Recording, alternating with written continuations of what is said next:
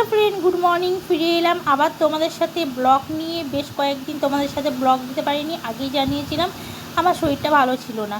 আর একটু একটু ঠান্ডা কিন্তু এখানে পড়ে গেছে, যার জন্য আরও কিন্তু আমার বাতের ব্যথাটাও বেড়েছে, ঠিকঠাক কিন্তু ব্লগ দিতে পারছি না। তো যাই হোক, আবার চলে এলাম আর একটা নিউ ব্লগের সাথে তোমাদের সাথে গল্প করতে। তোমরা সবাই কেমন আছো আর সবার কেমন কাটছে শীতকাল অবশ্যই কমেন্ট করে জানিও। আমি সকালবেলা উঠে পড়েছিলাম, আর উঠেই দেখো যেটা ঘরের কাজ আগে বিছানা তুলতে লেগে গেছি, আর সাথে সাথে তোমাদেরকেও কিন্তু নিয়েছি। কেন, অনেক দিন পর কিন্তু আমি তোমাদের সাথে ব্লগ নিয়ে এসেছি। আর আনবো করে হয়ে উঠছে না কেন যেন, সকাল থেকে কেন উঠতেই পারছি না, বিছানা ছাড়তে মোটে মন চায় না। 9টা-10টা বেজে যাচ্ছে, কোথাও দিয়ে বুঝতে পারছি না, বিছানায় শুয়েছি। তারপরে উঠে আবার জানো তো, চা খাওয়ার পর আরও 1 ঘন্টা ফোন দেখতে দেখতে কোথাও দিয়ে কেটে যাচ্ছে। আর তারপরে কাজ করে উঠতে কখন যে আবার দুপুর হয়ে যাচ্ছে বুঝতে পারছি না। এটাই হয়ে গেছে এখনকার রুটিন। যাই হোক, দিনটা এখন একটু বড় হচ্ছে, তো হয়তো আবার চেঞ্জ হয়ে যাবে। আর তারপরে তোমার সাথে কথা বলতে বলতে কিন্তু আমি ঘরটা বিছানা গুছিয়ে ঝাড়ু মেরে কিন্তু ডাইরেক্ট কিন্তু চলে এলাম কিন্তু বাথরুমে।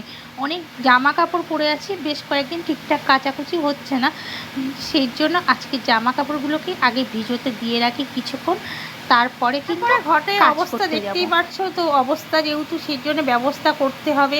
আর ব্যবস্থা করার জন্য কিন্তু এই যে নিয়েছি ঝাড়ু, আর যা ছিল বাইরে ধুলো বালি কণা সব এক জায়গায় কিন্তু ঝাড়ু লাগিয়ে জড়ো করেছি।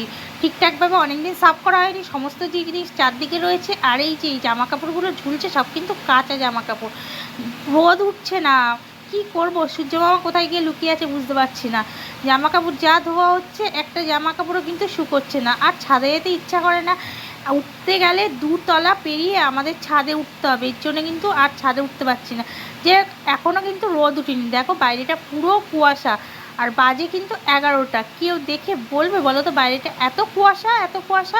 আর বাজে 11টা, দূরের বিল্ডিংগুলোও ঠিকঠাক কিন্তু দেখা যাচ্ছে না কুয়াশাতে, যদিও ক্যামেরাতে দেখছি পরে ধরা পড়ে গেছে বিল্ডিংগুলো।